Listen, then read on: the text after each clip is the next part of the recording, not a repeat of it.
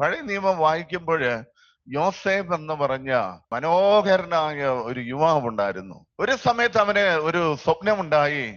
Hallelujah, സ്തോത്രം. ഇതുവരെ കാണാത്തത് കൊണ്ടും ഈ സ്വപ്നത്തിന് പ്രത്യേകതയുള്ളത് കൊണ്ടും യവൻ ചെന്ന് അപ്പനോടും പറഞ്ഞു, തന്റെ സഹോദരങ്ങൾക്കും പറഞ്ഞു. ഹല്ലേലൂയ.